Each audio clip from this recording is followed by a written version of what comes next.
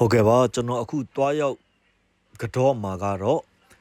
ရန်ကုန်မြို့ရဲ့တက်တော်ရှိနတ်မင်းကြီးပေါ့နော်နတ်မင်းကြီး၄ပါးထဲမှာတပါးအပါဝင်ဖြစ်တဲ့အမိတ်တအမည်ရှိမော်ဘီဘိုးဘိုးကြီးခေါ်မော်ဘီနတ်မင်းကြီးကိုတွားရောက်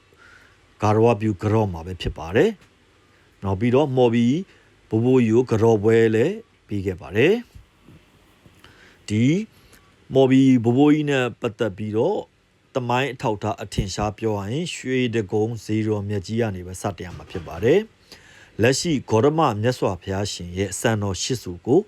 စောင့်ရှောက်တော်မူနေတဲ့နတ်မင်းကြီးကတော့အခုမြင်တွေ့ရမယ့်အမိတ်တခေါ်မော်ဘီဘိုးဘိုးကြီးနတ်မင်းကြီးပဲဖြစ်ပါတယ်ရန်ကုန်မြို့မှာထင်ရှားတဲ့နတ်မင်းကြီး၄ပါးရှိပါတယ်အဲ့ဒီနတ်မင်းကြီး၄ပါးလုံးဟာကဘာအစကတည်းကတည်ရှိခဲ့ကြတဲ့ကဘာအသက်ရှင်နတ်မင်းကြီးတွေပဲဖြစ်ပါတယ်ဒါကတော့မော်ဘီဘိုးဘိုးကြီးပဲဖြစ်ပါတယ်ခင်ဗျာ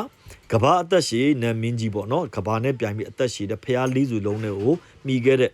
တက်တော်ရှိနတ်မင်းကြီး၄ယောက်ကတော့မော်ဘီဘိုးဘိုးကြီးစုလီဘိုးဘိုးကြီးဘိုးတထောင်ဘိုးဘိုးကြီးနဲ့တန်ငန်းကျုံဘိုးဘိုးကြီးတို့ပဲဖြစ်ပါတယ်ခင်ဗျာမော်ဘီဘိုးဘိုးကြီးရာဆိုရင်ရွှေတကုံကုန်းမီပေါ်မှာတီထားကိုးကွယ်တဲ့စံတော်ရှစ်စုကိုစောင့်ရှောက်တော်မူခွင့်ရတဲ့ဘိုးဘိုးကြီးပဲဖြစ်ပါတယ်တောင်မွေးတော်ကိုတော့စုလီဘိုးဘိုးကြီးကမြတ်စွာဘုရားရှင်ရဲ့တောင်မွေးတော်ကိုတော့စုလီဘိုးဘိုးကြီးကစောင့်ရှောက်ခွင့်ရပြီးတော့ရေတနုတ်တော်ကိုတော့ဘိုးတော်ဘိုးဘိုးကြီးကစောင့်ရှောက်ခွင့်ရခဲ့ပါတယ်တင်ငန်းတော်ကိုကြတော့ပေါ့နော်ဒီတငန်းကျွန်းဘိုးဘိုးကြီးကစောင့်ရှောက်ခွင့်ရခဲ့တာဖြစ်ပါတယ်လက်ရှိဂေါရမမြတ်စွာဘုရားရဲ့စံတော်ကိုစောင့်ရှောက်ခွင့်ရခဲ့တာကတော့တက်တော်ရှိတကိုးကြီးမော်ဘီဘိုးဘိုးကြီးပဲဖြစ်ပါတယ်ဒါအခုကတော့မော်ဘီဘိုးဘိုးကြီးရှိမှာကျွန်တော်ပွဲလာပေးတာပေါ့နော်ဘိုးဘိုးကြီးကိုစောင့်ရှောက်ဖို့အတွက်ပွဲလာပေးတာပဲဖြစ်ပါတယ်နောက်ပြီးကျွန်တော်ကိုပွဲအပ်ထားတဲ့ပေါ့နော်ပွဲအပ်ထားတဲ့အမတယောက်ရဲ့ဒီဆူတောင်းအတွက်လည်းကျွန်တော်ဆူမုံကောင်းတောင်းဖို့ရကျွန်တော်ပွဲလာပေးခြင်းပဲဖြစ်ပါတယ်ဒီမော်ဘီဘိုးဘိုးကြီးရာဆိုရင်ရန်ကုန်တိုင်းမော်ဘီမြို့နယ်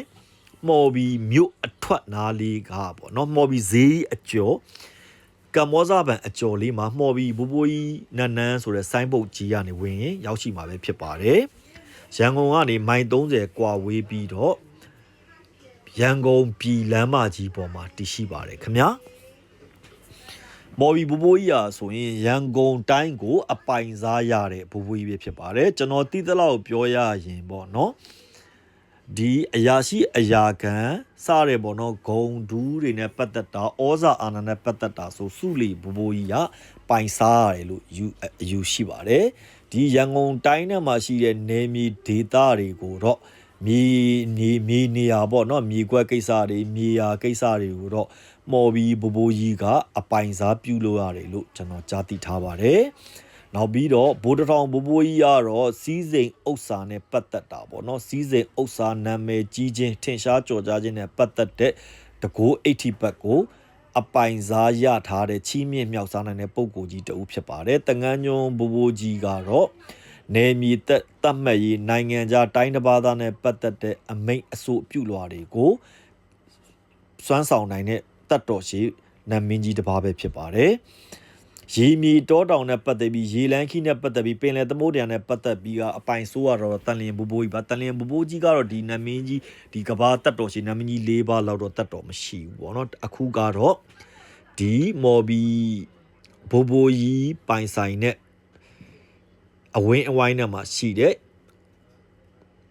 အောင်ဇေယဈေးတော်မြတ်ပဲဖြစ်ပါတယ်လူကြီးမင်းတို့အနေနဲ့မိမိကအခက်အခဲအတားအဆီးတွေရှိမယ်မြေယာနဲ့ပတ်သက်ပြီးတော့မှအနောက်ရှက်တွေရှိခဲ့မယ်ဆိုရင်ရန်ကုန်တိုင်းဒေသကြီးမော်ဘီမြို့နယ်မော်ဘီဈေးအကျော်မှာရှိတဲ့မော်ဘီဘိုးဘိုးကြီးထံတွားရောက်ဖူးမြော်ကြပါလို့ကျွန်တော်အနေနဲ့ဒီဗီဒီယိုလေးနဲ့တိုက်တွန်းနှိုးဆော်အပ်ပါတယ်ခင်ဗျာနောက်ပြီးတော့ဒီရန်ကုန်တိုင်းထဲမှာနေတဲ့ပေါ့နော်ဒီ38မိနစ်တွေအနေနဲ့လဲမော်ဘီဘိုးဘိုးကြီးရှိမှာပဲနေခွင့်ရှောက်ထားပါတယ်ဘာလို့လဲဆိုတော့ရန်ကုန်တိုင်းတိုင်းလုံးရဲ့နေရာထိုင်ခင်းပေါ့နော်နေရာပိုင်ဆိုင်ခွင့်နေရာနေထိုင်ခွင့်ကိုမော်ဘီဘိုးဘိုးကြီးကပဲအလုံးစုံချုပ်ကင်ထားလို့ပဲဖြစ်ပါတယ်ဒါကတော့ 38မင်းနတ်တီရဲ့နတ်နန်းဆောင်လေးဖြစ်ပါတယ်အတွင်း38မင်းအပြင်38မင်းနတ်နန်းတွေကိုမော်ဘီဘူဘူကြီးရဲ့ပရအိုတွင်းမှာအားလုံးပေါ့နော်ဒီပေါ့ဒီသူ့နေရာနဲ့သူပေးထားတာကိုကျွန်တော်အနေနဲ့လေးလာတွေ့ရှိခဲ့ရပါတယ်ကျွန်တော်ကတော့နတ်သိပ်ပြီးတော့ကိုးကွယ်ဖို့မရှိပါဘူးကျွန်တော်တို့ရွှေရင်ကျော်အိဆာတရားမိတ်တီစီခိုင်းတော်ကြီးကလည်းနော်ကိုးကွယ်မှုကိုတားမြစ်ထားပါတယ်ခင်ဗျာအခုကတော့ကျွန်တော်ကပေါ့နော်ဒီတက်တော်ရှေးတကိုးကြီးမော်ဘီဘူဘူကြီးကိုတွားရောက်ဂါရဝပြူကြော့ရင်းနဲ့တော့နော်ပွဲပေးရင်းနဲ့ကျွန်တော်ဒါလေ့လာခဲ့တာပဲဖြစ်ပါတယ်ကျွန်တော်ရဲ့ဗီဒီယိုလေးကို